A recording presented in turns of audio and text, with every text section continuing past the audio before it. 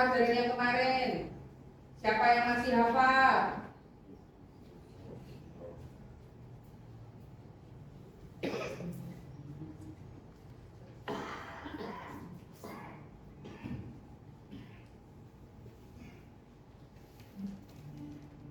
Ya Tuhan, masa nggak ada yang tahu pelajaran yang kemarin?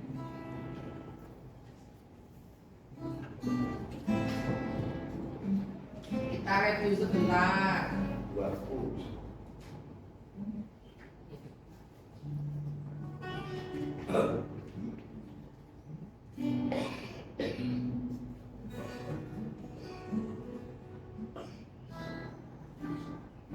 Hari ini saya bawa aduk. Yuk, siapa yang hafal?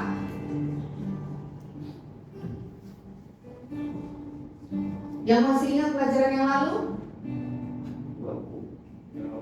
Dua hukum.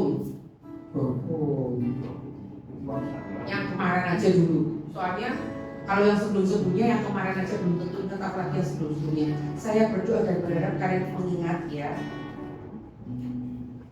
Hari ini pelajarannya adalah jiwa dan hukum. Yang kemarin dua hukum terus. Ayo.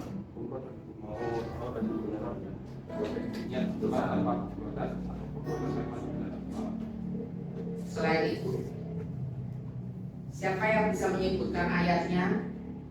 Maju ke depan, ambil. Roma 1. Roma 8. Nah, saya baru dulu Roma 1. Roma 8 ayat 1. Roma 8 ayat 1 sampai 39. 39. Sebetulnya itu mulai dari ayat 3. Terus lanjut. Ini isinya apa? Dua hukum itu hukum dan roh. Hukum apa? Hukum maut dan roh. Hukum maut dan hukum roh dan kehidupan. Terus Roma 8 ayat kurang lebih. Yang paling kamu hafal dari ayat yang kemarin apa?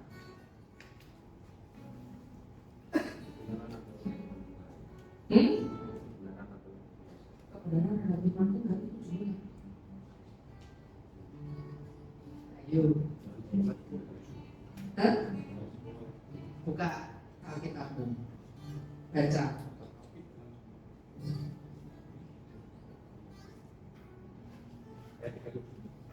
Apa? Ayat 37. Roma ayat 37 yang apa? Tetapi dalam semuanya itu kita lebih daripada orang yang menang oleh Dia yang telah mengasihi kita. Yohanes 10 ayat 10 itu pencuri datang untuk membunuh, membinasakan. Aku datang supaya mempunyai hidup dan mempunyainya dalam segala limpahan. Itu bunyi Yohanes 10 ayat 10. Pencuri datang hanya untuk membunuh, mencuri dan membinasakan. Minggu lalu tidak datang kok? Oh datang. Nah terus, ayo, yang lain lagi. Kalian bisa jawab enggak? Ini loh sudah tersedia di sini. Ini masih review yang kemarin, katanya mencatat. Tinggal baca kok catatannya. Ayo cepat, serah dulu mau tuh yang pelajaran dari ini. Ini review pelajaran yang kemarin. Kemarin udah dapat tambahannya, ini aduknya. Halo. Ayo cepat, kamu nih.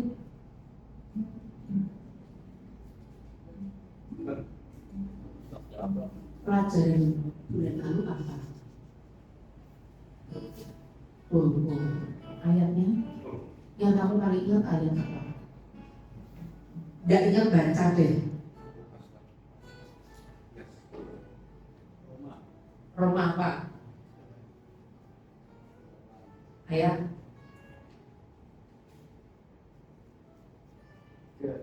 Roma 8 ayat 3 bunyinya. Yang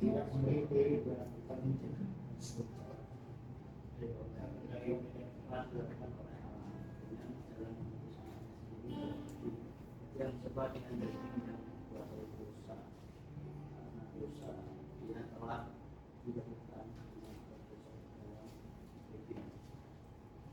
Terus cuma menjadi manusia di dalam hati supaya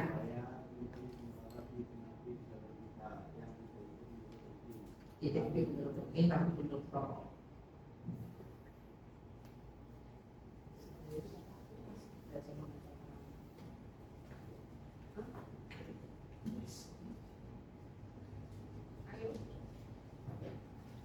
Sebentar, saya tak mengabsen ya.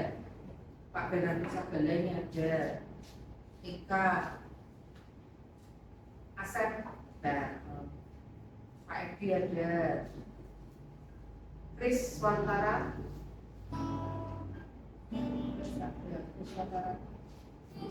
Octavianus tidak ada Andi ada, berarti yang nggak ada Pak Stefanus ada. Ini Pak ada semua, kayaknya ada satu yang nggak ada itu siapa ya? Oh, berapa udah kurang? Oh, pindah.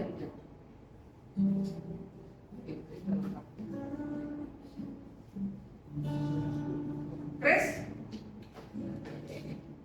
ayo pelajaran dulu lalu. Cepat, nggak boleh sama. Pelajarannya panjang kok kemarin kok.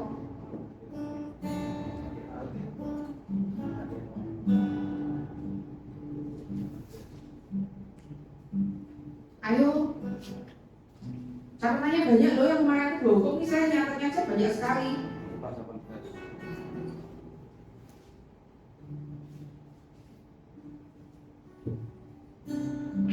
Kamu nyatet gak? Bulan lalu nyatet? Baca dari catatan. Apa yang kamu nyatet? Selain Roma 8. Tadi kan udah dibaca Roma 8 ayat 3. Kemarin nih, bulan lalu saya membacakannya banyak sekali ayatnya.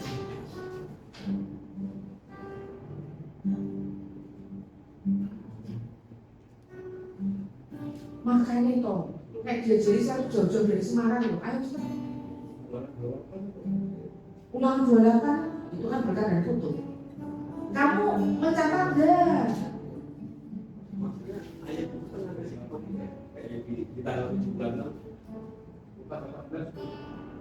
Lukas 18 apa? Tidak ada di catatan saya soal itu. Lukas 18 tentang apa?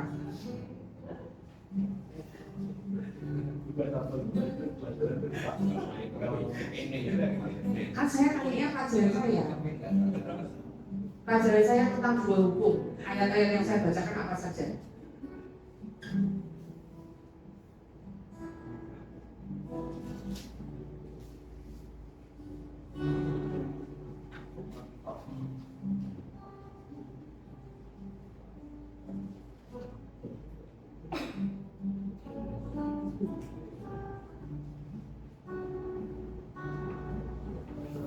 Baca Roma 8 ayat 1 sampai 2. Roma 8 1. Baca sama-sama ya. Sudah ketemu semua? 1, 2, 3. Demikianlah sekarang tidak ada hukuman bagi mereka yang ada di dalam Kristus. Roh yang memberi hidup telah memerdekakan kamu dalam Kristus dari hukum dosa dan hukum maut. Pelajaran yang lalu adalah tentang ini. Hukum dosa dan hukum maut, dan yang satu lagi hukum roh dan kehidupan. Itu dasar pijakannya kemarin adalah di Roma 8 ayat 1 sampai 2. Lalu tadi sudah dibaca yang ayat 3. Coba Roma 8 ayat 9 dibaca. 1, 2, 3. Tetapi kamu tidak hidup dalam daging, melainkan dalam roh. Jika memang roh Allah diam di dalam kamu. Tetapi jika orang tidak memiliki roh Kristus, ia bukan milik Kristus. Ingat ya, jika orang tidak memiliki roh Kristus, ia bukan milik Kristus. Lalu punya siapa? Sekarang pelajaran hari ini adalah tentang roh, jiwa, dan tubuh. Rata-rata orang sudah tahu ya, roh, jiwa, dan tubuh. Sekarang kita buka Yesaya 30. Kita awali dengan ini dulu. Yesaya 30 ayat 18 sampai 26. Yesaya 30 ayat 18 sampai 26.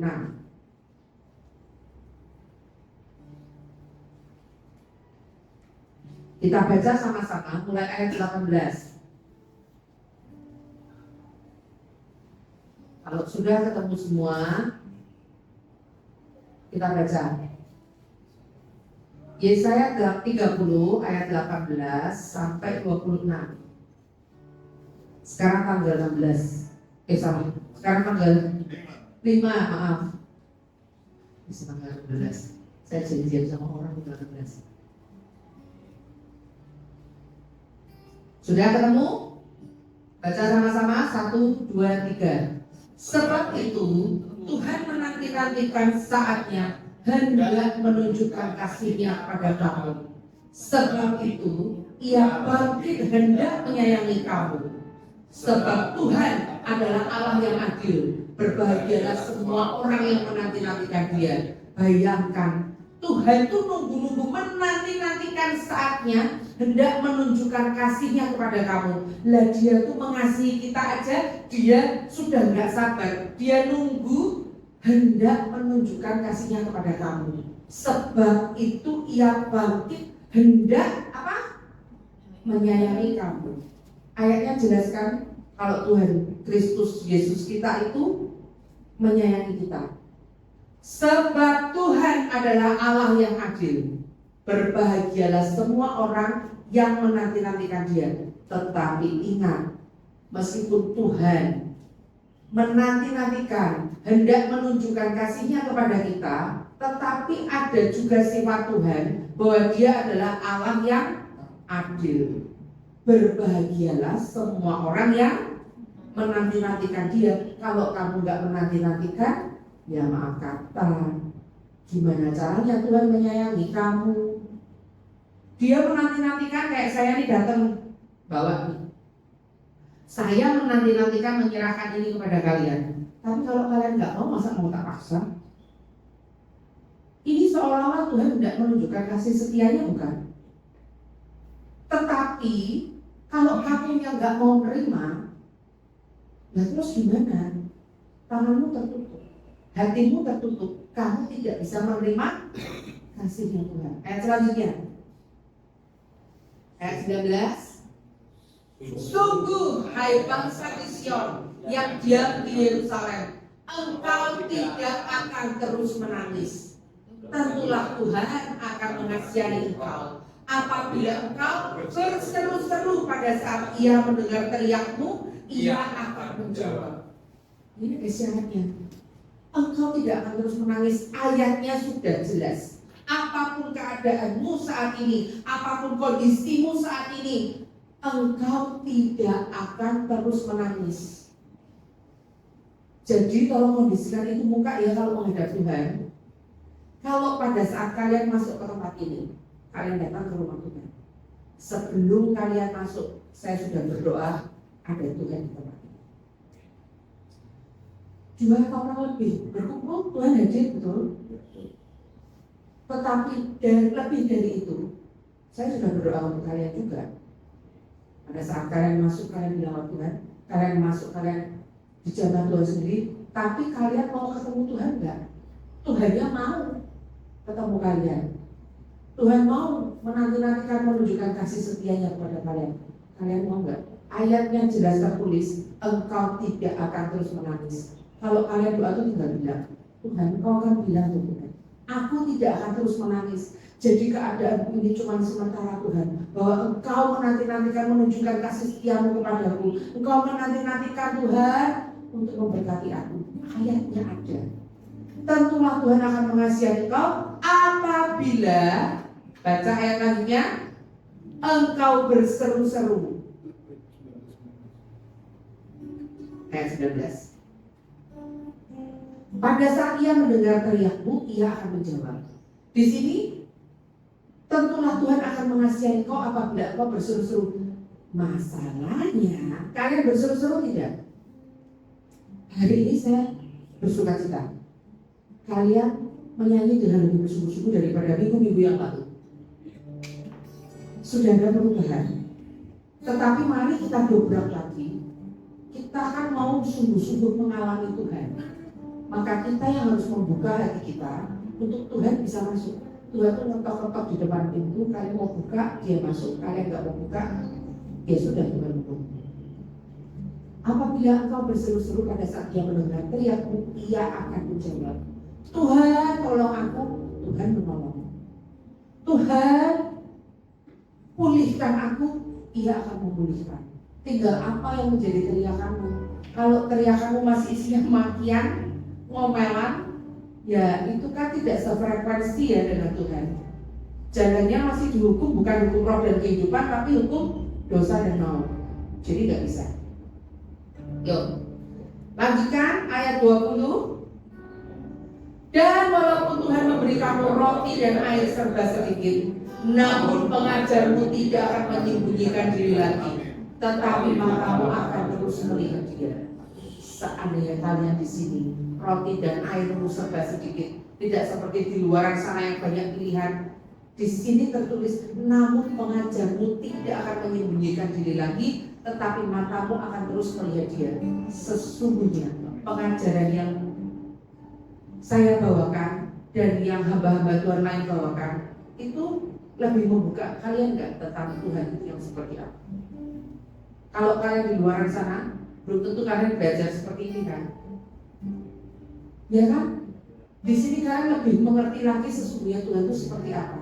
Tuhan tidak menyembunyikan diri, tetapi matamu akan terus melihat dia.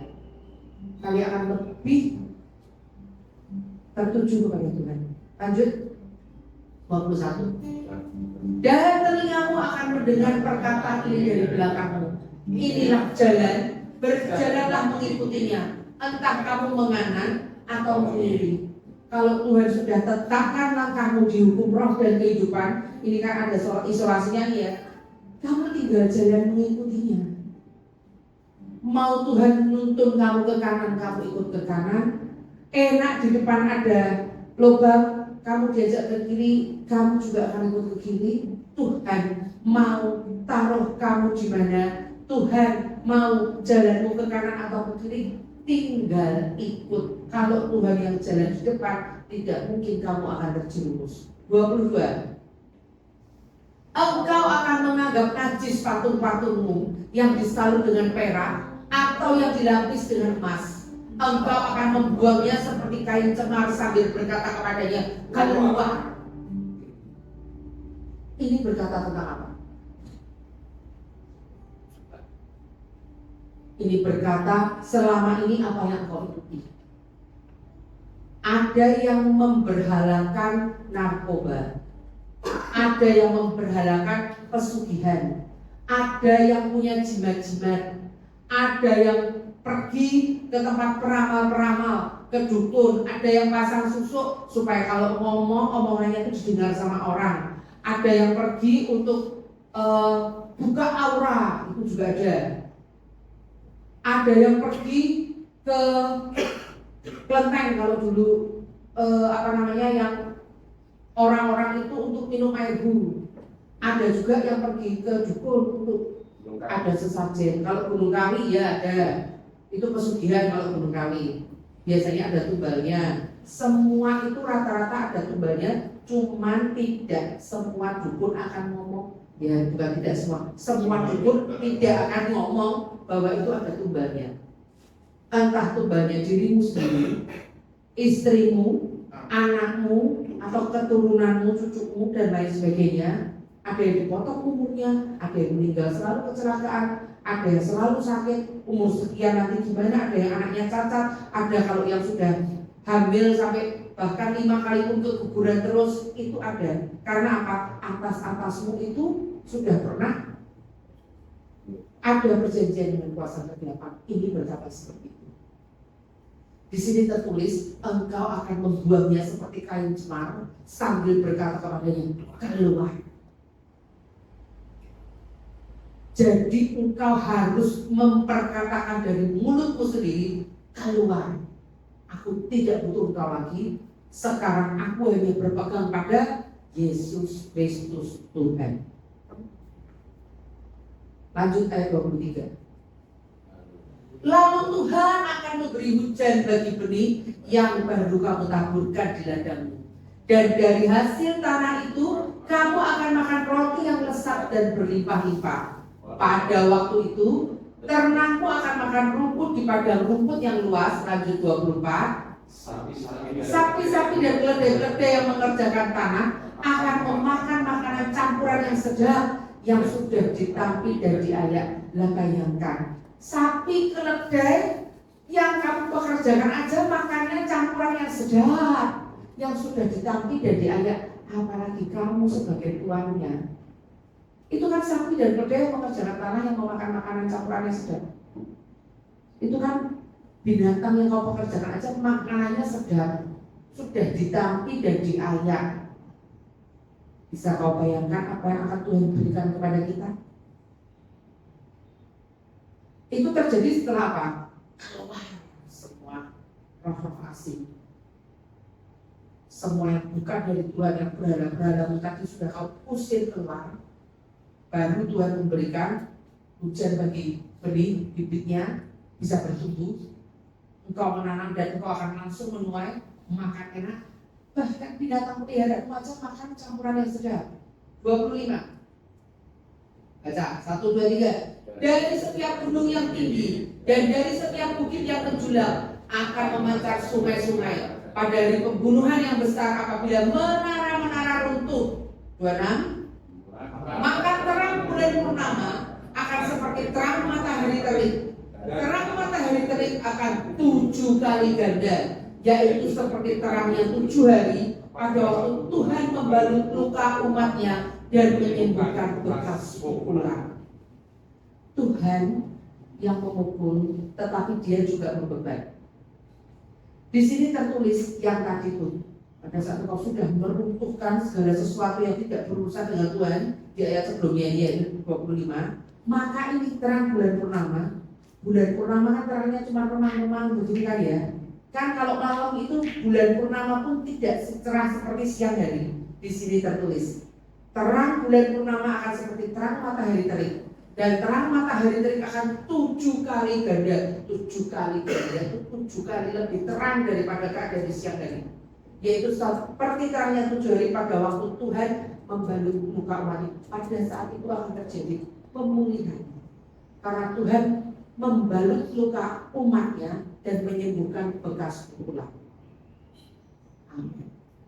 Ayat ini dahsyat sekali bukan? Kalian pernah baca nggak ayat ini? Siapa yang baru pertama kali baca ayat ini? Sudah beberapa kali berarti? Siapa yang baru pertama kali baca angkat tangan? 1, 2. Sudah pernah baca ayat ini? 3. Sudah pernah? Sudah pernah baca, sudah paham belum? Nah, baru hari ini paham. Sudah pernah baca? Sudah paham? Sedikit, sekarang sudah paham. Sudah pernah baca? Sudah pernah baca? Sudah paham? Hari ini paham kan? Kok cuma sedikit? Dari tadi saya ngomongnya banyak loh. Oke? Sekarang ini sebetulnya itu Tuhan membebat bekas pukulan. Sebentar.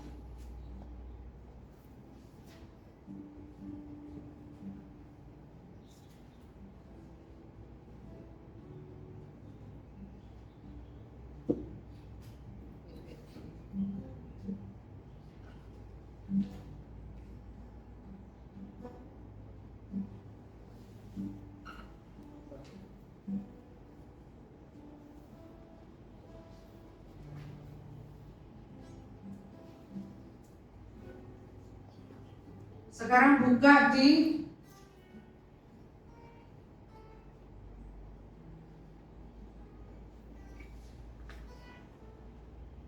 Yohanes 5 ayat 24.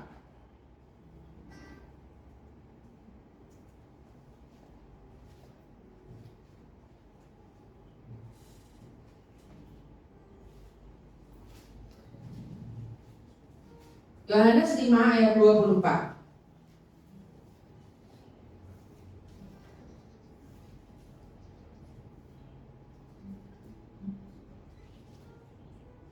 semua?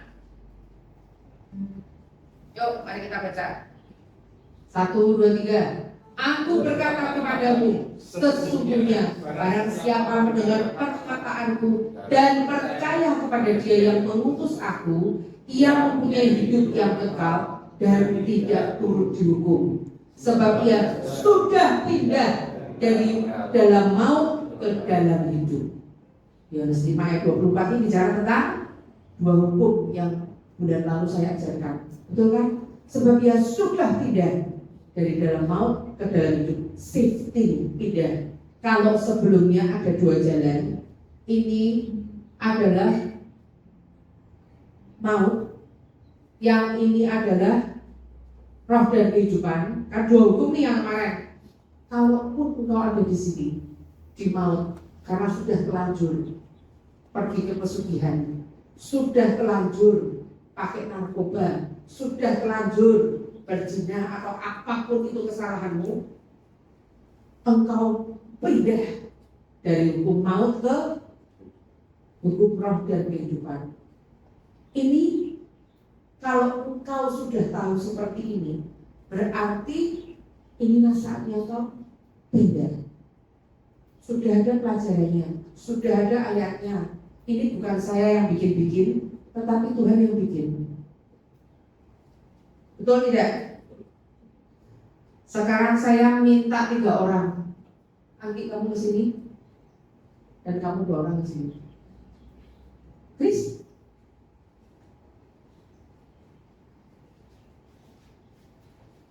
Tiga orang. Jejer. Berjejer 3 orang. Roh, jiwa, tubuh.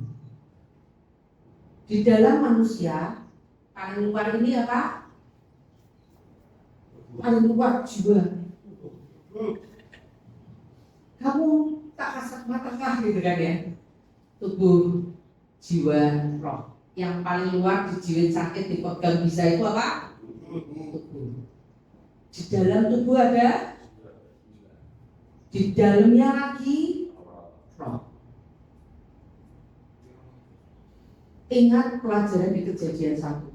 Pada saat Tuhan menciptakan segala sesuatu, terciptalah air, dipisahkan air dari daratan, terciptalah makhluk-makhluk hidup, ikan-ikan berkeriapan di air, burung terbang di udara.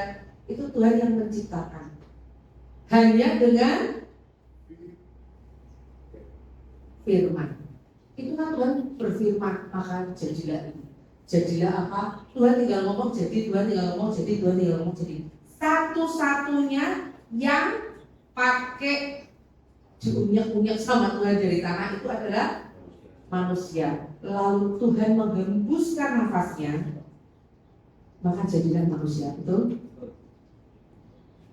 Jadilah ada. Hawa siapa yang bikin? Tuhan. Jadi nggak cuma ada. Tadi kan kamu bilang jadilah ada. Saya bilang jadilah manusia. Adam dan Hawa dua-duanya manusia. Yang menciptakan dua-duanya Tuhan. Bukan Adam menciptakan Hawa, enggak. Jadi manusia itu yang menciptakan, mau Adam mau Hawa tetap Tuhan Yesus Kristus. Secara otomatis ada nafas Tuhan di dalam tubuh. Betul ya? Makanya kenapa ada roh. Makhluk hidup, dia tidak punya nafasnya Tuhan. Tuhan tidak menghembusi dia dengan nafas, tiba-tiba dia tercipta. Maka tidak ada roh kudus di dalam binatang-binatang itu. Paham ya?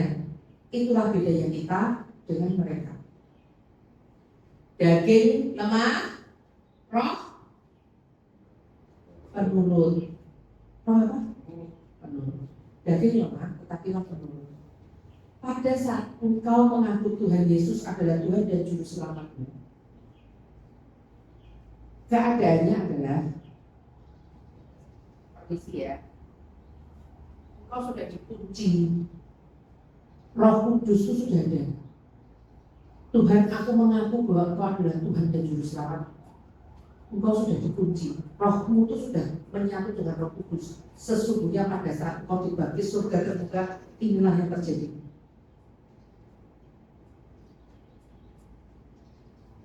Jiwa ini adalah yang punya segala macam keinginan.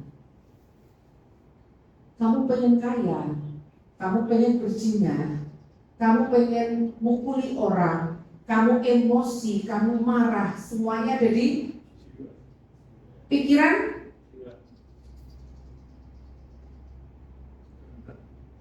Kehendak gimana? Jiwa. Kalau tak kasih seperti ini kan paham ya. Perasaan gimana? Jiwa. Kalau jiwa ini biasanya nempelnya ke roh. Sebentar. Dia nempel ke roh kan selalu seto sabar. Kalau jiwanya bilang aku sakit hati sama dia kurang ajar, rasanya pengen tak pukulin. Kemarin udah dikasih tahu, hari ini masih kayak gitu lagi, tak pukul aja. Roh Kudusnya akan bilang, jangan. Bukankah kamu harus mengampuni? Kalau jiwamu, pikiranmu selalu kau isi dengan firman, bukan? Kalau jiwanya terus kok isi dengan firman, pikiran kan letaknya di jiwa ini kan, ya toh keinginan-keinginanmu otomatis akan selaras dengan firman, maka tubuhnya ngikut gak? Ngikut. Nah, ini adalah satu kesatuan. Tetapi jangan ketawa dulu. Tetapi kalau misalnya jiwa ini nggak pegangannya firman, pukul aja. Roh Kudus ngomong nggak? Tetap dia akan ngomong, jangan. Tetapi lama-lama dia nggak bisa apa-apa. Otomatis rohnya tuh tetap diam, Roh Kudus tuh tetap diam. Sampai dia tubuhnya tuh pasti akan ikut. Mana yang kau kasih makan ke jiwamu, tubuh pasti akan ikut. Kalau engkau banyak sakit hati ke orang, dia kurang ajar sama aku. Banyak sekali saya menemui orang yang konseling yang bilang sama saya begini, sampai mati aku tidak akan memaafkan dia. Dia mengucap seperti itu ke saya. Dia terlalu keterlaluan. Aku gak bisa. Dia aku sudah mengampuni, tapi hatiku ini masih sakit. Loh, ada orang mengampuni hatinya masih sakit, itu berarti belum pulih dia dari itu. Kalau hatimu terluka harus disembuhkan. Kalau kamu terus menyimpan sakit hati, tubuhmu sakit, berkatmu terhambat. Kok bisa? Kenapa kok bisa berkatnya terhambat? Kok tubuh yang alami sakit? Rata-rata orang yang sakit hati biasanya masuknya ke cancer karena dia nggak bisa meluapkan. Yang memendam perasaan di dalam, rata-rata masuknya ke cancer. Cancer itu seperti akar, betul ya? Kalau di kedokteran yang dokter aku tahu tuh, cancer itu seperti akar yang bisa menjalar kemana-mana, sama seperti pohon. Kamu nanam apa? Itu yang tumbuh. Kalau pahitmu di dalam, dia akan mengakar dengan kuat. Jadi pijakan iblis untuk menutupmu. Bukankah ada tertulis juga di Alkitab? Kalau kamu mau berdoa, kiranya ada barang sesuatu dalam dirimu dengan saudaramu, maka pergi dulu berdamai dengan saudaramu, baru kau berdoa. Ada tertulis juga, apa yang terikat di bumi terikat di surga. Apa yang kau lepaskan di bumi terlepas di surga. Kalau kau masih mengikat dan memegang erat-erat rasa sakit hatimu, itu di surga juga terikat. Kalau terikat di surga gimana coba? Berarti kalau kamu tidak mengampuni, Bapakmu bisa mengampuni. Ada langit tembaga. Tangan Tuhan tidak kurang panjang untuk menolongmu. Telinga Tuhan tidak kurang panjang untuk mendengarmu. Tetapi yang menjadi pembatas antara engkau dan Tuhanmu, yang menjadi membuat jarak adalah dosa-dosamu. Yang saya ucapkan ini semuanya firman ada di Alkitab.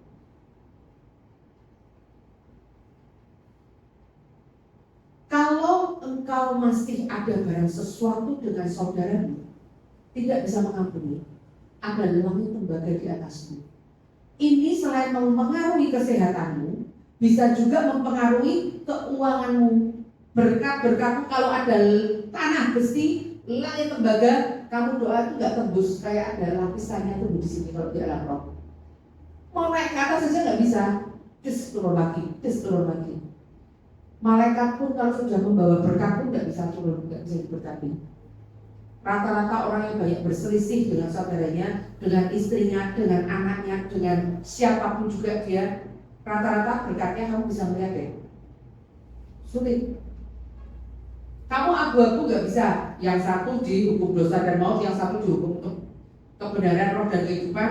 Kamu mau ya udahlah, separuh di sini, separuh di sini. Nggak bisa. Kalau kamu pun masih punya ikatan dengan kekuasaan kegelapan, tidak bisa. Jiwamu sudah terikat. Kamu perlu membebaskan. Rohmu pun terikat, kamu perlu membebaskan. Sampai sini paham ya? Roh, jiwa, dan tubuh. Kalau jiwamu, pikiranmu diisi dengan firman, dia membaca, pikirannya otomatis terisi dengan firman terus. Dia mengucapkan, mendeklarasikan firman lagi. Dia baca lagi firman lagi. Makanya ada tertulis renungkan firman itu siang dan malam, karena apapun yang ada di sini itu memperkuat ini, memperkuat rohmu. Maka tubuhmu pasti akan ikut. Nah, sekarang pertanyaan saya,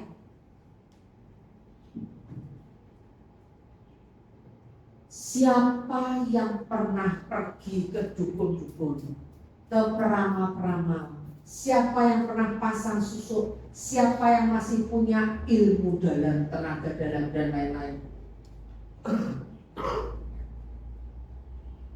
Siapa yang masih punya jimat-jimat? Itu yang pernah minum air bui, yang pernah ke dukun disebutkan, atau apapun ritual-ritual yang pernah kau alami. Banyak ritual-ritual yang menyesalkannya begini. Zaman sekarang saya tahu banyak. Pergi ke orang pintar, tapi orang pintar ini Katolik atau orang pintarnya ini Kristen, gitu kan ya. Itu banyak. Kamu doa Bapa kami, tapi habis ini kamu mandi air kembang setiap Jumat. Terus ucapkan Bapa kami 7 kali. Terus nanti ada juga ritual yang perginya disuruh berdoa. Pokoknya yang ada doanya, tetapi doanya tentang doa yang mirip-mirip sama ayat yang di Alkitab, tetapi ada ritualnya.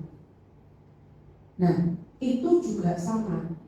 Untuk dapat pesugihan misalnya, ada yang seperti itu. Kamu mau kaya, kamu melakukan ini tiap Jumat Kliwon, tiap apa, itu kan campur sebetulnya. Itu tetap tidak bisa. Zaman sekarang banyak seperti itu. Nah, boleh duduk dulu. Tentang ini, nih. Monggo. Loh, tidak mau? Betul, sudah. Kurang lebihnya mengerti ya, roh, jiwa, dan tubuh. Sekarang bicara. Pada saat orang sudah dibaptis, ya, sebetulnya rohnya sudah dikunci oleh Roh Kudus, yang seperti saya praktekkan itu tadi.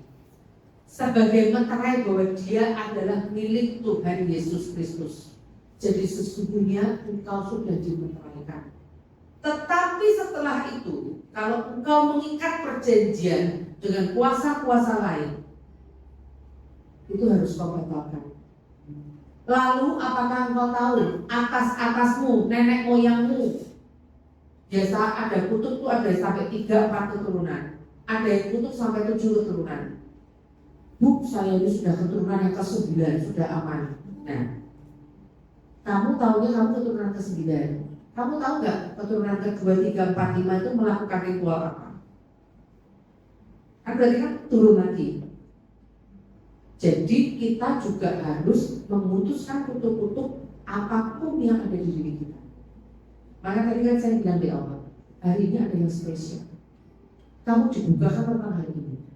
Secara teori kamu tahu, kamu sudah pernah melakukannya belum? Memutuskan kutub-kutubmu. Apa yang terjadi di dirimu ini, apakah ada juga yang di atas-atasmu mengalaminya? Ada yang seperti ini.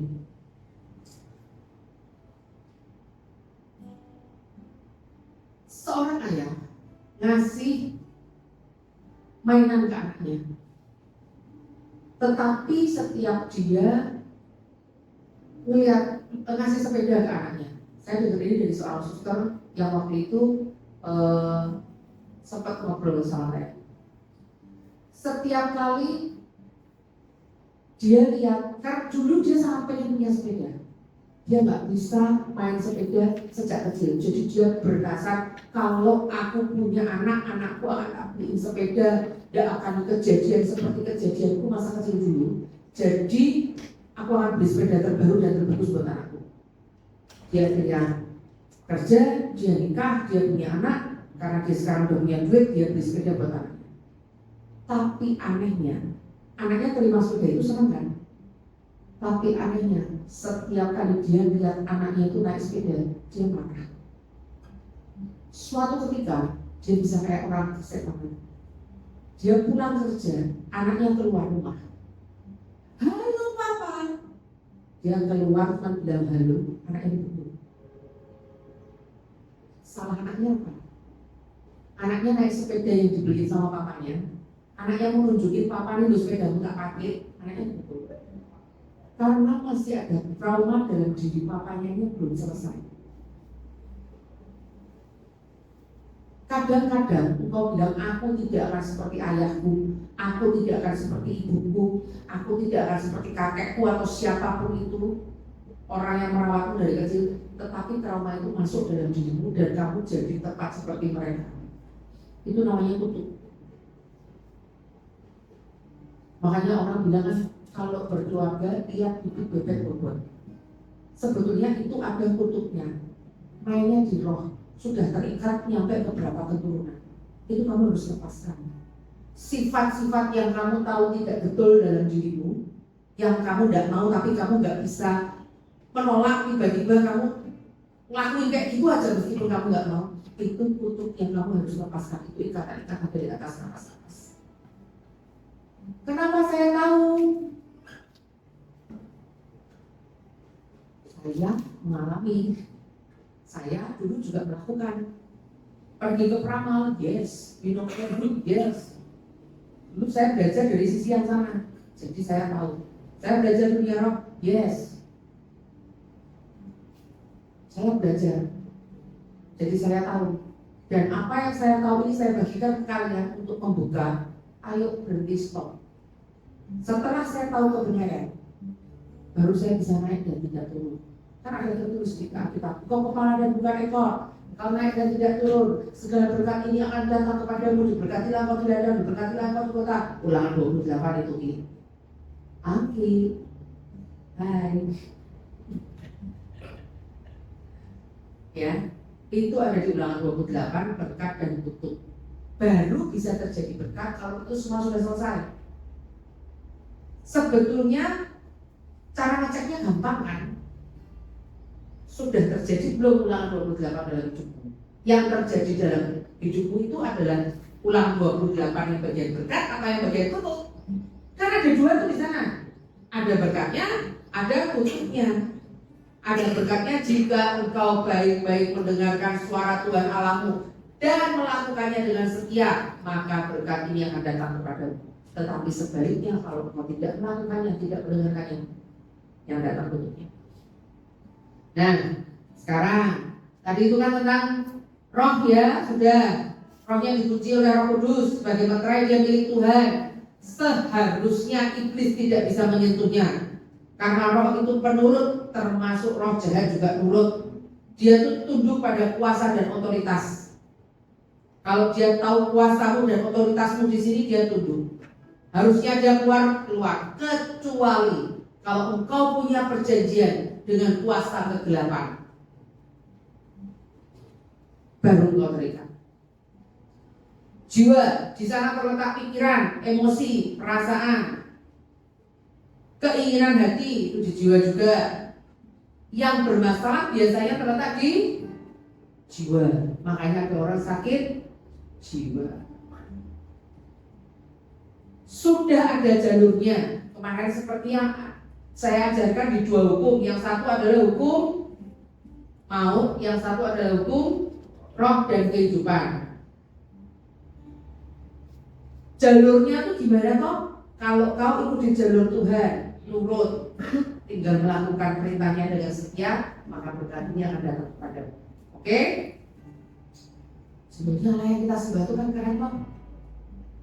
Roh Kudus yang ada di dalammu adalah rohnya Tuhan sendiri. Kalau rohnya Tuhan ada di dalam kita, sesungguhnya dahsyat kan?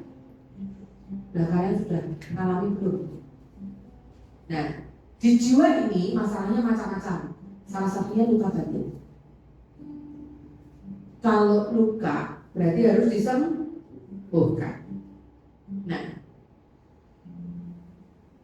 banyak orang yang bilang saya sudah baca Alkitab 2 kali, 3 kali, 4 kali, 5 kali, tetapi masih luka batin. Dusta jalan terus, bohong. Saya sudah mengampuni dia, tapi saya kalau ketemu dia itu ya masih tidak pengen ketemu. Saya masih sebel aja, masih panas kalau melihat dia. Berarti dia sudah mengampuni belum? Belum. Nah,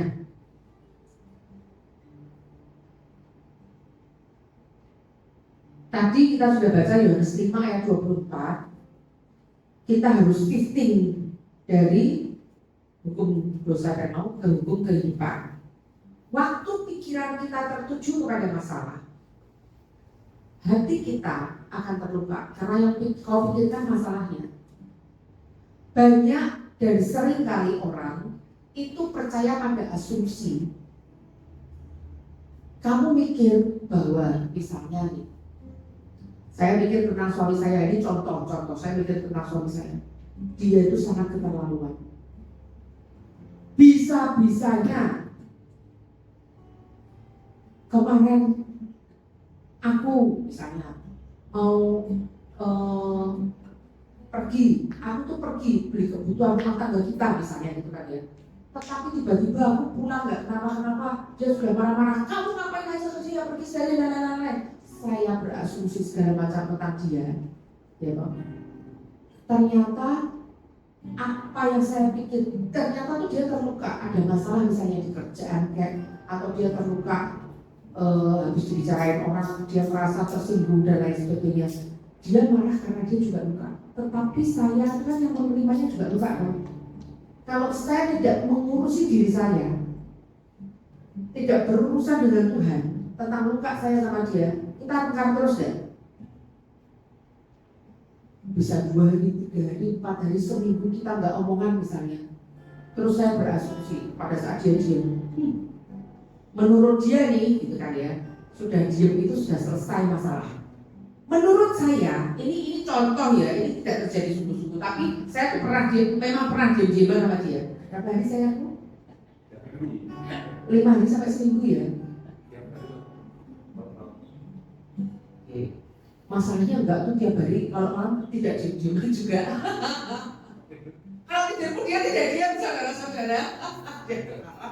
Yang mengerti-lah.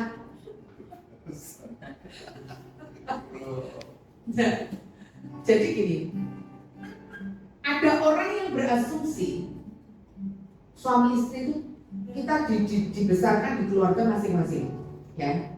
Anggapan dia kalau ada masalah dia itu selesai. Saya terbiasa kalau ada masalah selesaikan hari itu juga. Kan ada tertulis di firman hijau, Kelihatannya saya Alkitabiah banget zaman dulu, ya toh. Dulu manusia lama saya pikir kalau ada masalah itu di Alkitab tertulis, ya, selesaikan sebelum matahari terbenam. Saya akan maksa dia untuk menyelesaikan masalah sebelum matahari terbenam. Kelihatannya saya betul enggak? Betul kan? Sesuai Alkitab kan? Tetapi saya betul apa salah?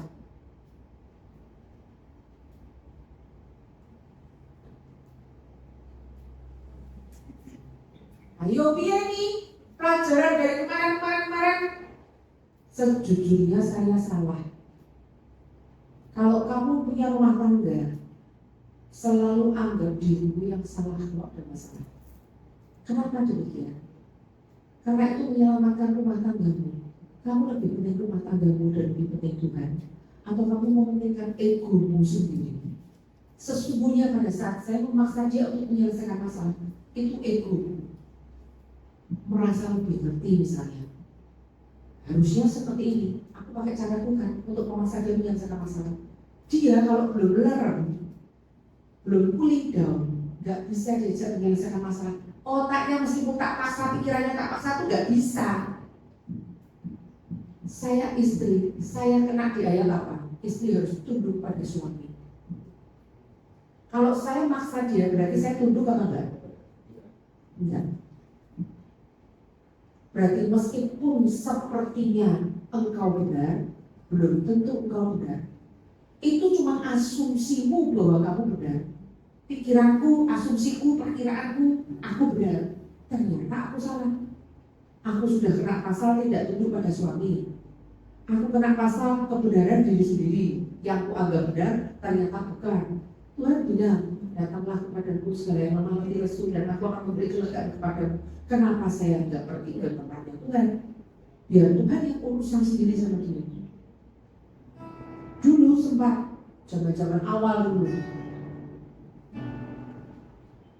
kita diam di mana 7 hari. Gak enak, sama sekali gak enak. Tetapi itu terjadi. Setelah saya berurusan dengan Tuhan dan dia berurusan dengan Tuhan, tiba-tiba kita bisa baikkan sendiri ya. Saya say sorry, dia say sorry. Oh jangan salah saudara-saudara, 7 hari yang lalu saya sudah say sorry sama dia, tapi masih diam 7 hari loh. Berarti saya mengampuni atau enggak? Hah? Tapi dengan kebenaran saya sendiri, saya sudah bilang, aku sudah beres dia dapat Tuhan, aku mengampuni dia. Tapi dia masih sebel. Ini loh kenyataan yang terjadi sendiri. Nah, setelah itu kita beres-beresan. Dia juga kena ayat kan? Oh berarti besok lain kali aku sebagai suami, istriku pasti akan tunduk. Dia kena ayat kan? Ayatnya apa sayang tuh? Coba. Hah? Ayatnya? Kasihlah istrimu seperti dirimu sendiri. Sama-sama tuh kena tuh. Terus kena ayat kebenaran diri sendiri enggak saya? Contoh. Tapi kan ini yang terjadi di kita di tengah. Nah, jadi sama-sama kena ayat kebenaran diri sendiri. Saya kena ayat tunduk pada suami, dia kena ayat mengasihi istri. Ini yang terjadi sungguh-sungguh. Yang tadi itu contohnya palsu, tapi kalau yang ini terjadi sungguh-sungguh, waktu itu kita tanpa juga lupa. Dan ada juga orang yang berasumsi begini. Jadi ini saya ambilkan contoh sehari-hari daripada tadi contoh yang hapus-hapusan, ini tak ambil contoh yang benar-benar terjadi yang saya sempat gimana. Ada juga kasus seperti ini. Orang mengenal saya dulu dan sekarang itu beda. Saya yang dulu adalah Yeni perjanjian lama. Ini Yeni perjanjian baru yang sudah lebih mengerti Alkitab. Tetapi orang yang mengenal saya dulu, tahunya kan saya versi yang dulu. Betul tidak? Kalian sudah di sini berapa lama? Anggap 3 tahun, 1 tahun. Anggap sajalah 3 bulan. Paling sedikit itulah ya. 1 bulan, 2 bulan, 3 bulan. Orang yang kamu sakit hati ini itu, siapa tahu sudah ketemu Tuhan dan sudah berubah. Yang kamu ingat-ingat masih dia perjanjian yang lama, betul nggak? Berarti ada kemungkinan dia masuk surga, kamu enggak. Dia kan sudah berubah. Yang kamu ingat-ingat masih dia perjanjian yang lama. Kayak Alkitab kan ada perjanjian baru dan perjanjian lama. Ada Yeni versi baru, Yeni versi lama. Kalau engkau terus menganggap saya versi yang lama itu dan belum berkembang, engkau sakit hati terus, yang rugi siapa? Kalian kan? Karena saya sudah berkembang. Dari dulu saya nggak ngerti, saya tidak menjalani menjadi versi saya yang sekarang sudah lebih tahu. Saya akan terus berkembang dan saya akan terus jalan dan saya akan terus bertumbuh dan berkembang. Akan menjadi versi yang lebih baik lagi, versi yang lebih baik lagi, versi yang lebih baik lagi. Tidak usah membandingkan dirimu dengan orang lain. Bandingkan dirimu sendiri dengan versi dirimu yang lama. Yeni yang hari ini harus lebih baik dari Yeni yang kemarin. Yeni besok harus lebih baik dari yang Yeni hari ini. Jadi kamu akan terus progres. Oh iya, hari ini salah, tidak apa-apa. Apa yang aku lakukan hari ini jadi bekal untuk besok. Apa yang aku lakukan sudah terlanjur aku lakukan kemarin, itu membawa aku hari ini sampai seperti ini. Sama toh? Yang lalu yang kalian sudah lakukan membawa kalian hari ini di sini. Tapi apa yang kalian lakukan hari ini efek ke masa depan kalian. Paham nggak? Di sini bingung nggak? Ngerti ya? Saudara-saudara, bingung ya? Sini. Tiga orang ngomong, Pak.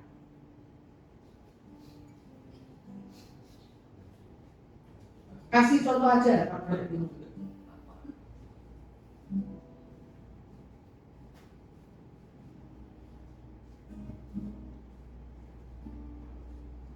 Masa lalu, masa sekarang, masa depan, ya.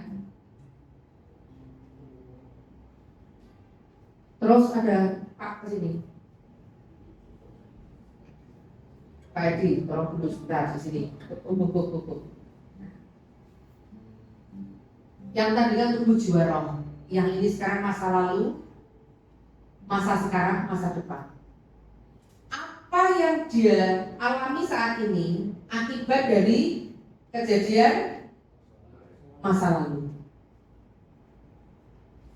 Apa yang dia lakukan saat ini menjadi pijakan untuk apa yang akan dialami di masa depan. Terpautnya kan satu-satu loh. Betul ya? Nah, tadi yang saya katakan, kamu tidak usah bandingkan dirimu dengan orang lain. Dia perlu tidak bandingkan dirinya dengan Pak Di? Tidak perlu. Cukup dia lihat masa lalunya dan masa sekarang. Apa keadaannya sekarang lebih baik dari keadaannya dia yang kemarin? Betul toh? Apa yang dia lakukan hari ini itu untuk masa depannya dia. Hari demi hari itu berjalan, tidak akan pernah kembali. Waktu tidak pernah kembali. Betul ya? 1 jam lagi, ini sudah tadi kita mulai jam 9 kurang ya. Sekarang sudah jam 10, mungkin tidak balik ke jam 9. Waktu tidak mungkin berlalu.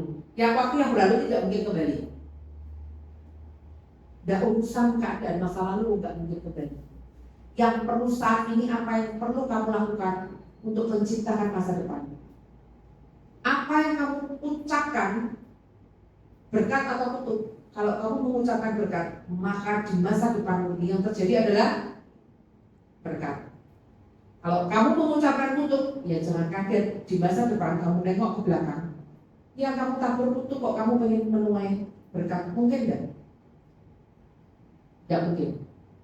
Ini konsep tentang masa lalu, masa depan, dan masa sekarang. Paham ya? Balik lagi. Dia kan akan terus berjalan. Dari sini masa lalu dia akan jalan ke sini.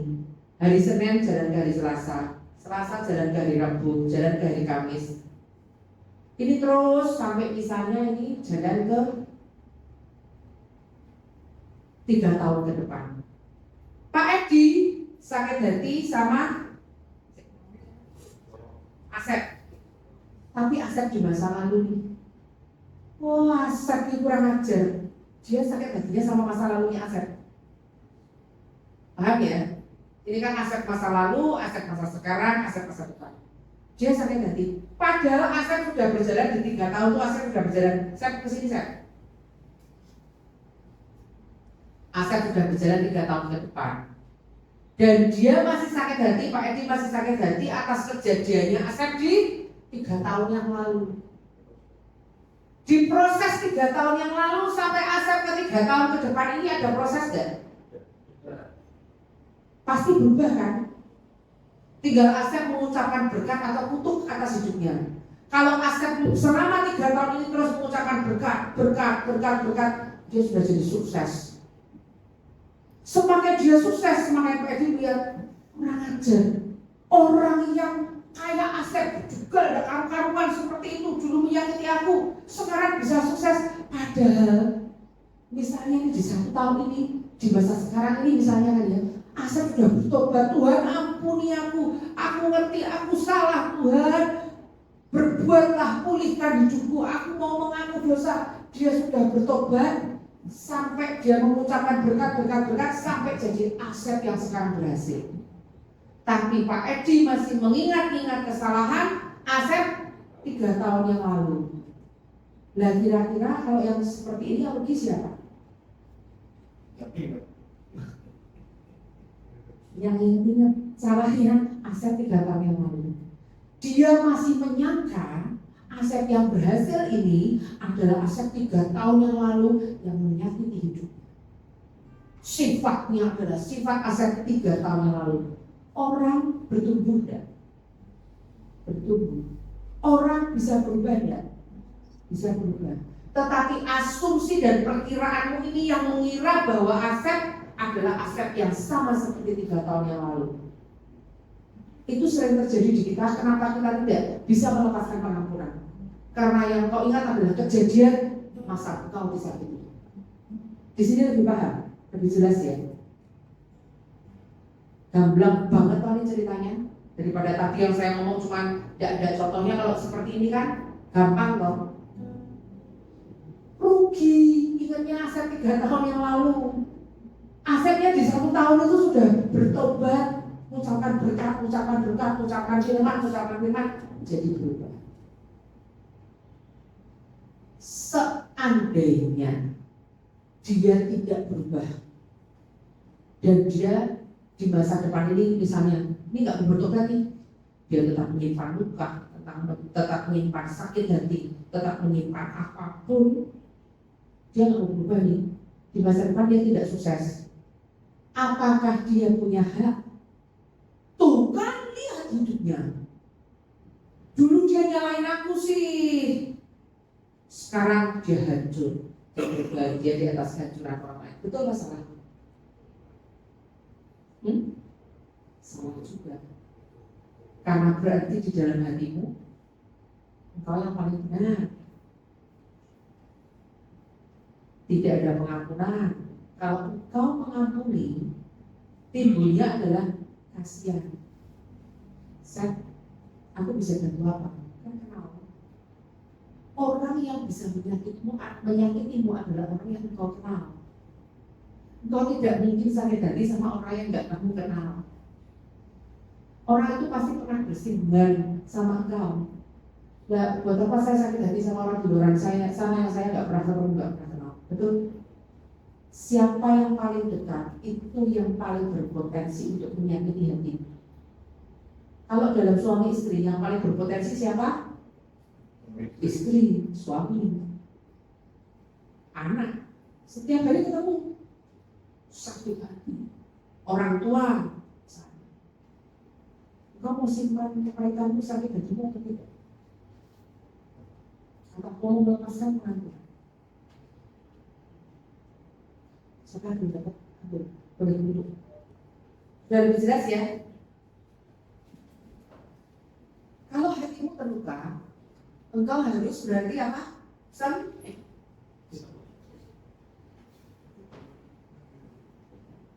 Pak silakan. Tapi harus sudah maju. Hah?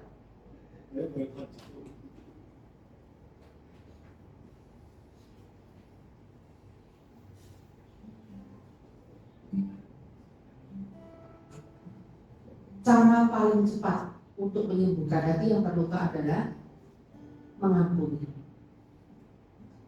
Kelihatannya klise ya, halah mengampuni lagi. Tetapi sesungguhnya itu yang terjadi. Karena pada saat engkau mengampuni, engkau melepaskan. Mau gantiin sangkut dari sini silakan. Malah hati. Ayo. Daripada cuma ngotbahi satu orang yang ngotbahi sini, ngotbahi sini. Saya tak ikut dengar. Tak ikut nambahin lagi.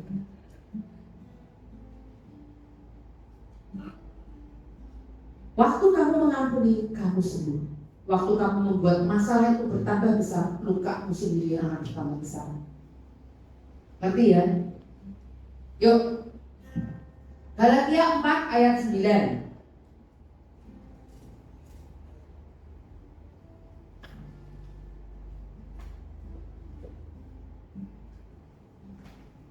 Sudah ketemu semua?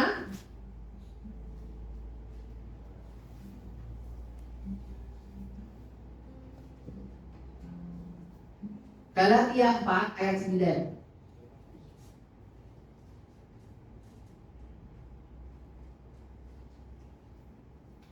Semua ditulis, dicatat.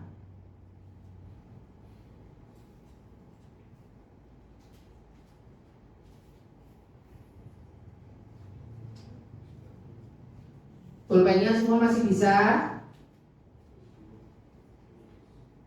Pak Bernardus mau mencatat tidak? Pak Sagala? Dengar. Kalau mau mencatat butuh pulpen dan buku, bilang sama saya masih ada lagi. 1, 2, 3. Tetapi sekarang sesudah kamu mengenal Allah, atau lebih baik sesudah kamu dikenal Allah, bagaimanakah kamu berbalik lagi kepada roh-roh dunia yang lemah dan miskin dan mau mulai memperhambakan diri lagi kepadanya? Nah, roh-roh dunia yang lemah dan miskin itu apa? Roh kepahitan, roh dusta, roh segala macam itu. Sekarang sesudah kamu mengenal Allah, lebih baik lagi kamu dikenal Allah. Kamu bisa ngaku-ngaku kamu kenal Allah, Allah kenal kamu enggak? Ya kan? Kan ada tuh, Tuhan aku sudah mengusir setan demi namamu, Tuhan aku sudah berbuat ini dan itu. Tuhan menjawabnya apa? Enyahlah kau hai pembuat kejahatan. Betul. Kenapa bisa begitu? Sesungguhnya karena tidak taat. Kamu mengusir setan lah, kamu berbuat inilah itulah, Tuhan suruh enggak? Atau kamu berbuat itu supaya kamu makin terkenal, kamu makin viral gitu-gitu kan ya. Nah, buat yang sudah pernah melakukan perjanjian dengan kuasa kegelapan, putuskan. Engkau mau berpijak di mana? Karena kalau itu belum kamu putuskan, itu akan mengikatmu dan akan terus menarik kamu mundur dan turun. Maksud hatimu kau mau maju, tapi kau nggak bisa. Itu termasuk yang punya ilmu kebal, ilmu biar kuat, biar sakti, atau yang ikut perguruan A, B, C, D, E, yang sudah pernah ke peramal, ke dukun seperti itu, putuskan. Boleh kalian berdoa atau minta didoakan, atau mari kita berdoa bersama-sama. Ada nggak sih di sini yang mau didoakan untuk lepas dari itu semua? Semua. Oke, nanti kita doa sama-sama.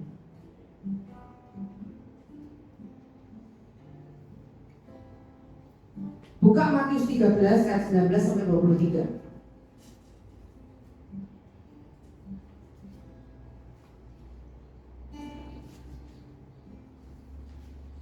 Tapi nanti kalau berdoa bersama-sama kalian harus mengucapkan dari mulut kalian sendiri ya. Kalian harus mengucapkan dengan keras. Karena nggak bisa cuma dibatin aja. Kalian mengikat perjanjian dengan sadar, jadi kalian harus memutuskan dengan sadar. Matius 13 ayat 19 sampai 23. Kita baca ini satu ayat, lalu nanti habis ini kita berdoa untuk melepaskan semuanya itu. Matius 13 ayat 19 sampai 23. Sudah ketemu semua? Ini perumpamaan tentang seorang penabur isinya. Yuk kita baca 1, 2, 3. Kepada setiap orang yang mendengar firman tentang kerajaan surga tetapi tidak mengertinya, datanglah si jahat dan merampas yang ditaburkan dalam hati orang itu. Itulah benih yang ditaburkan di pinggir jalan. Selanjutnya, benih yang ditaburkan di tanah yang berbatu-batu ialah orang yang mendengarkan firman itu dan segera menerimanya dengan gembira. 21. Tetapi ia tidak berakar dan tahan sebentar saja. Apabila datang penindasan atau penganiayaan karena firman itu, orang itu pun segera murtad. Selanjutnya, yang ditaburkan di tengah semak duri ialah orang yang mendengarkan firman itu, lalu kekhawatiran dunia ini dan tipu daya kekayaan menghimpit firman itu sehingga tidak berbuah. Ketiga, yang ditaburkan di tanah yang baik ialah orang yang mendengar firman itu dan mengerti, dan karena itu ia berbuah. Ada yang 100 kali lipat, ada yang 60 kali lipat, ada yang 30 kali lipat. Nah, ini sebetulnya tentang perumpamaan. Kalau saya membicarakan firman, kalian ngerti firman. Firman yang sama, saya katakan ada yang ngerti, ada yang enggak, ada yang ngerti, ada yang enggak. Betul enggak? Kalau kamu, ini kesimpulan cara gampangnya, kalian catat. Ringkasan dari Matius 13 ayat 23. 1. Pinggir jalan. Istilahnya hati pinggir jalan. Dengar firman, gak ngerti, berarti itu sudah dirampas si jahat. 1. Pinggir jalan. Tidak mengerti, dirampas si jahat. Dengar firman, panah, tidak mengerti, panah, dirampas si jahat. Itu untuk kalian gampang ingat. Itu pinggir jalan. Yang dua, batu-batu.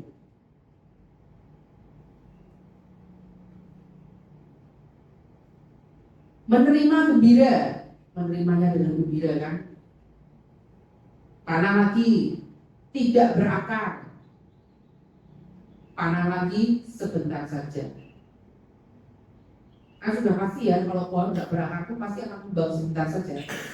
Pada saat dengar firman, kamu menerima dengan gembira, tapi karena tidak berakar, santai sebentar aja. Itu batu-batu. Tapi yang nomor 1 kan pinggir jalan, tidak mengerti, dirampas jahat. Yang kedua ini batu-batu, menerima gembira, tidak berakar, sebentar saja. Yang ketiga semak duri.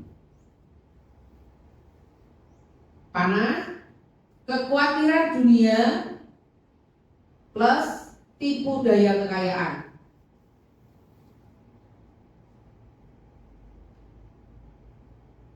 Panah lagi, menghimpit firman sehingga ia tidak berbuah.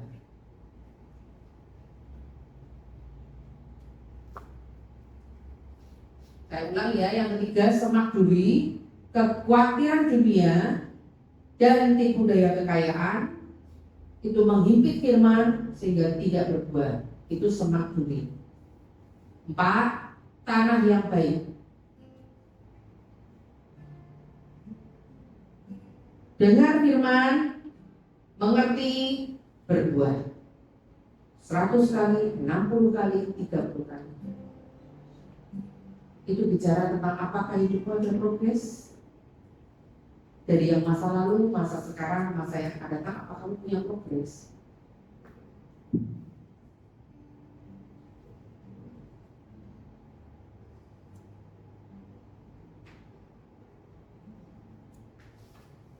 Ini hafalkan ya.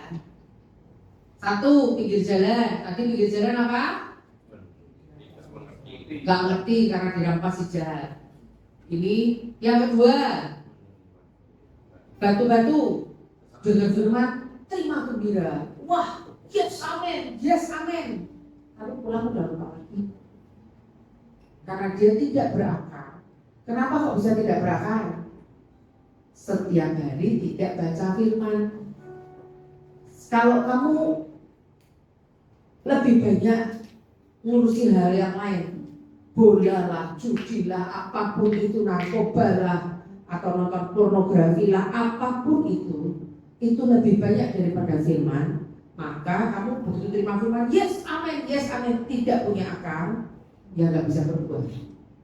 Ya, pada saat datang penindasan penganiayaan, kau akan sangat mudah murtad. Murtad itu gimana sih? Bukan berarti terus kamu pindah agama baru murtad, enggak. Bahkan saat kamu tidak percaya itu sudah mulai murtad. Awal dari segala sesuatu itu apa? Kamu tidak percaya. Isi firman ini loh, tidak kok percaya. Itu sudah mulai murtad. Kamu masih keras hati, mengampuni, Allah mengampuni lagi. Sudah mulai keras. Bahwa hatimu adalah hati yang baik, hati yang penuh, hati yang lembut. Yang ketiga apa? Semak juli itu gimana? Kekhawatiran dunia sama tipu daya kekayaan, menghimpit firman sehingga tidak berubah. Yang tadi bahkan berakar pun enggak. Ini sudah berakar tapi khawatir. Jadi ceritanya bedanya sama yang batu-batu dan semak juli gimana? Saya tanya nih, kalau batu-batu itu terima amin, yes amin, tapi sampai rumah nggak baca Alkitab lagi, selesai. Tahan sebentar amin doang, tapi nggak bisa berbuah. Kalau nanti ada orang, karena dia cuma dengar sepintas.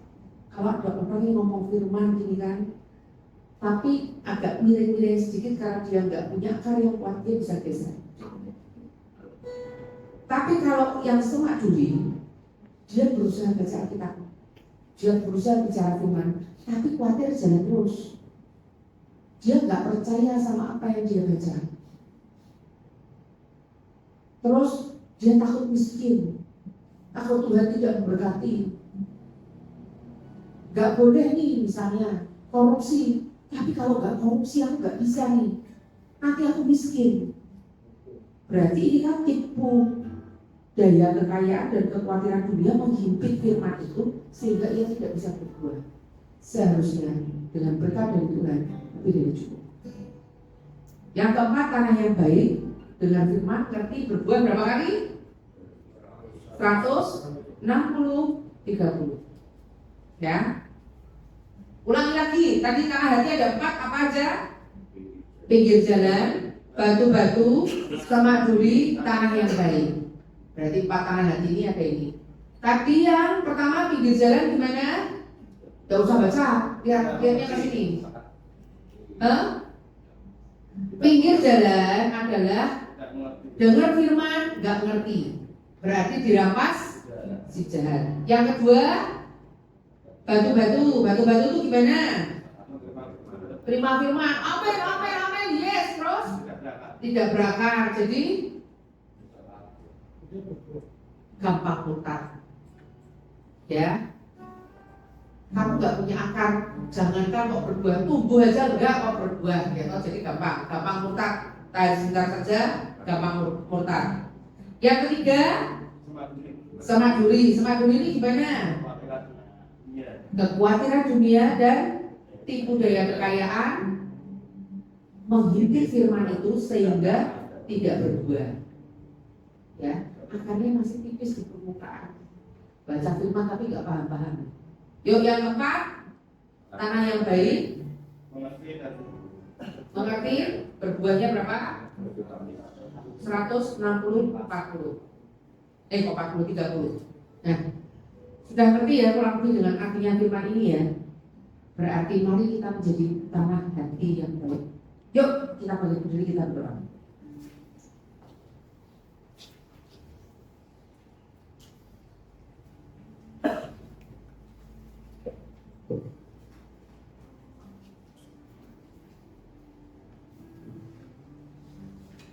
Saudara-saudaraku, saya akan membagikan perjamuan. Perjamuan ini adalah tubuh dan darah Yesus. Perjanjian tertinggi adalah perjanjian Yesus Kristus Tuhan yang sudah mati di salib dan menebus segala dosa kita, menebus segala kutuk kita, bahkan sampai ke kutuk nenek moyang kita. Hari ini sungguh-sungguh belajar mengerti dan sungguh-sungguh mengucapkan dengan deklarasi yang keras supaya segala kuasa kegelapan itu tuh dengar.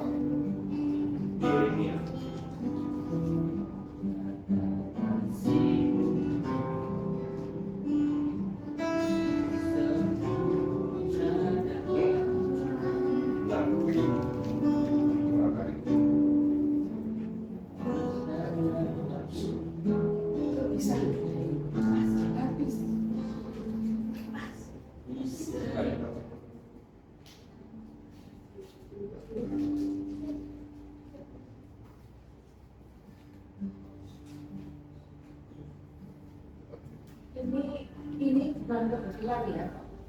Saya bawa segini saya tidak gitu. Pas. Tidak bisa.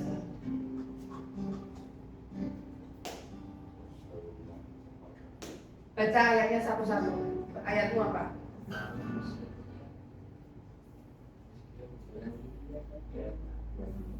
Yeskiel 36 ayat 26. Yang keras. Dan akan menjauhkan dari itu hati yang keras dan dengan hati yang kasar. Dan aku akan memberikan kepada tubuh, menjauhkan dari tubuhmu hati yang keras dan akan memberimu hati yang taat. Ayatmu. Amsal 15 ayat 1. Jawaban yang lemah memperdayakan kebenaran, tetapi perkataan yang tegas membangkitkan amarah. Ya. Pak. Yohanes 15 ayat 27. Janganlah gelisah dan sebentar hatimu. Kayak gitu. Yeremia 33 ayat 3. Berserulah kepadaku, maka aku akan menjawab engkau. Mazmur 119 ayat 133. Seguhkanlah langkahku oleh janjimu yang jalan, segala kejahatan berkuasa atas. Amin. Hati yang gembira membuat muka berseri-seri, tetapi kepedihan hati mematahkan semangat. Amsal 15 ayat 13. Tuhan membuat segala sesuatu indah pada Mazmur 65 ayat 23b. Tidak untuk selama-lamanya orang benar dan setia. Tolong ayat. Sebab ukuran yang kamu pakai untuk mengukur akan diukurkan kepadamu. Lukas 6 ayat 38b. Segala perkara dapat kutanggung di dalam Dia yang memberi kekuatan kepadaku. Tetapi carilah dahulu kerajaan Allah dan kebenarannya, maka semua akan ditambahkan kepadamu. Amin. Ayat saya Filipi 1 ayat 21. Karena bagiku hidup adalah Kristus dan mati adalah keuntungan. Merdeka. Yuk, Tuhan, saya nggak tahu di hari ini, barusan ini, saya ini mau nangis. Hati Tuhan, sungguh-sungguh ada buat kalian yang ada di KP Kendari. Anakmu berbalik dari jalanmu dan ikuti jalanmu. Firman Tuhan,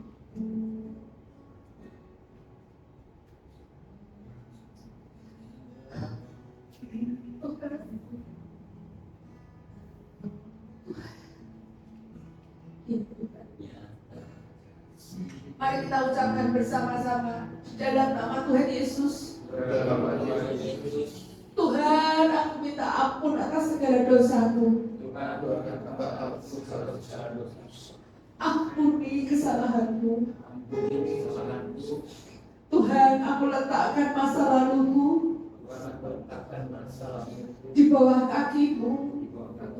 Apa yang pernah aku buat, apa yang pernah aku lakukan, Tuhan, segala ketidaktahuanku, segala pemberontakanku, ampuni Tuhan.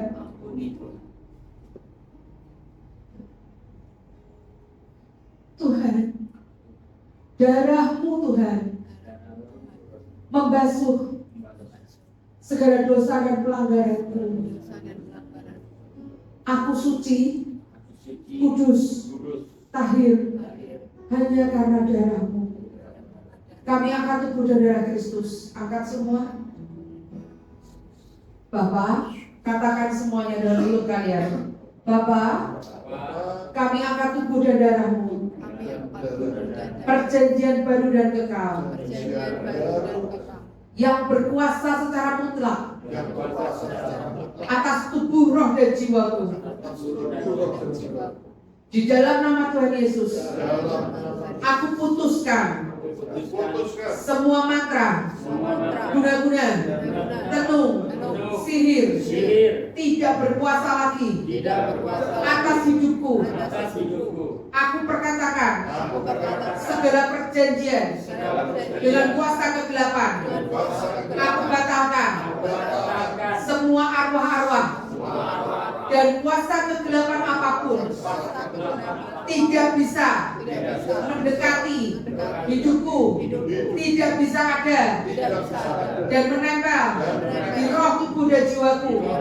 Keluar di dalam nama Tuhan Yesus.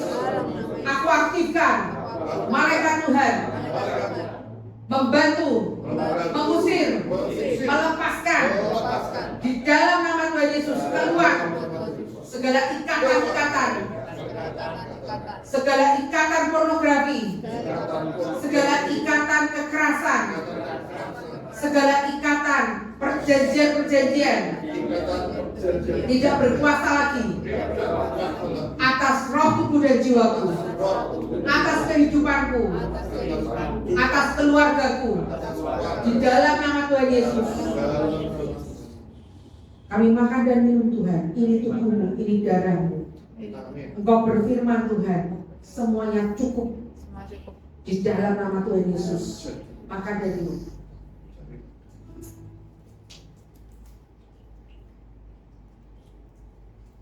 Setelah minum jangan dibuang. Ambil, oleskan anggur itu ke tanganmu. Minum dulu.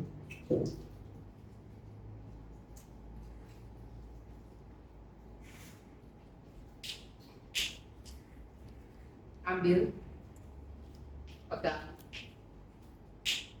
oleskan di pikiran, di kepala, di dahi. Tuhan, pikiranku adalah pikiran Kristus. Meteraikan Tuhan, ada darah-Mu yang termeterai dalam roh, tubuh dan jiwa. Lalu oleskan ke mulut, bibir kita. Biar mulai hari ini Tuhan, katakan, biar mulai hari ini Tuhan, mulutku mengucapkan firman-Mu. Oleskan di hati kita. Tuhan, biar hatiku senantiasa melekat dengan hati-Mu. Pegang pusar kalian di dalam nama Tuhan Yesus. Pakai yang sudah ada darahnya ini. Ambil, tempelkan ke pusar kalian buat tanda salib di sana. Tempelkan ke pusar kalian. Ini urusannya dengan kutuk nenek moyang. Di dalam nama Tuhan Yesus, segala kutuk nenek moyang tidak berkuasa atasku. Lepas. Selesai. Tidak boleh menguasai hidupku. Masa depanku Tuhan yang menentukan.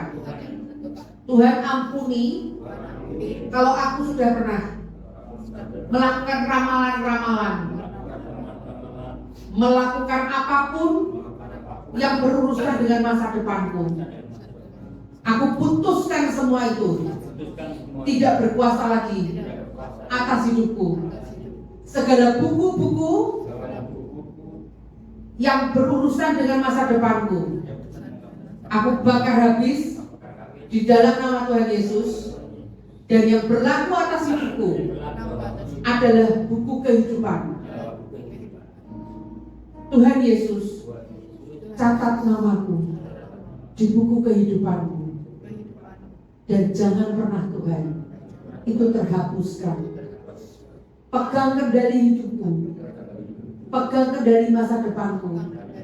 Aku serahkan ke dalam tanganmu. Letakkan di belakang tengkuk.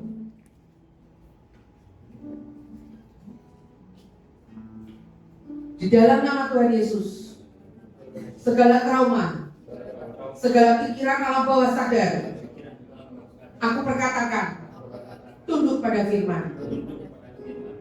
Segala trauma-trauma pulih, sembuh di dalam nama Tuhan Yesus.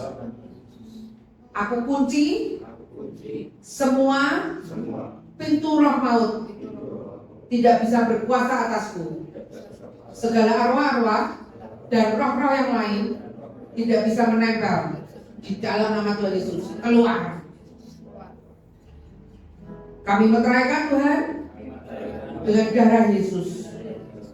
Hanya Roh Kudus yang bisa menguasaiku. Di dalam nama Tuhan Yesus. Letakkan di dada. Di dalam nama Tuhan Yesus, Tuhan menjauhkan daripadaku hati yang keras, dan Tuhan memberikan kepadaku hati yang baru, hati yang lembut, hati yang taat. Di dalam nama Tuhan Yesus. Amin. Terima kasih Tuhan. Ucapkan itu, kalau kalian ingat lagi kalian ucapkan. Kalau kalian rasa perlu kalian ucapkan. Ya. Terus kita cek. Setelah kalian sudah dilepaskan, kalian sudah dibebaskan, mari kita belajar mengucapkan berkat bagi nama Tuhan. Bagi nama Tuhan kemuliaan, kejayaan, namamu berkuasa, diam dalam hadiratmu. Engkau tetap Tuhan, ku tinggikan di atas segalanya.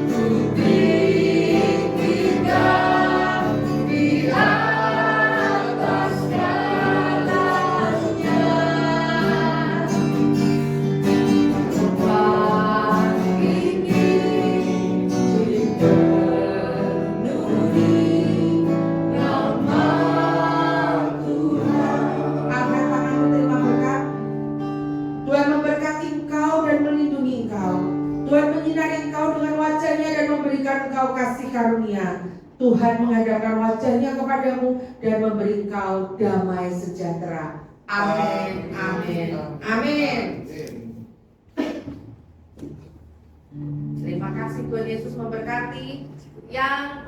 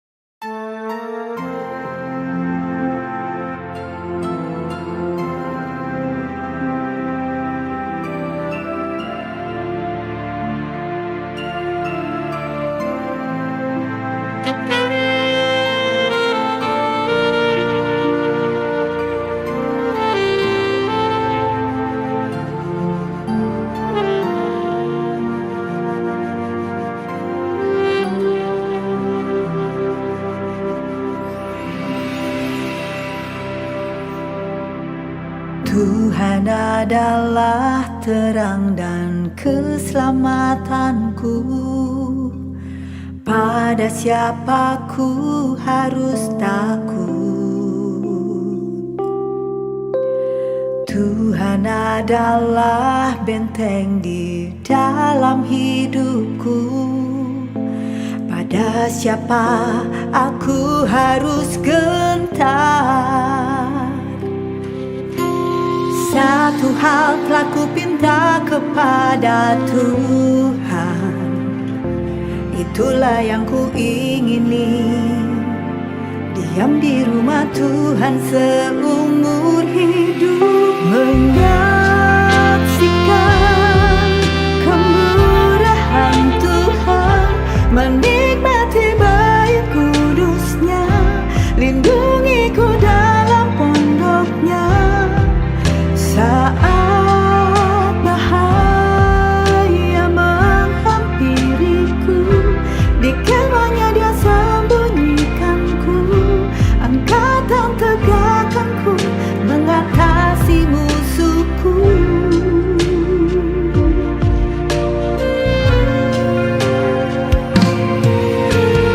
Tuhan adalah benteng di dalam hidupku.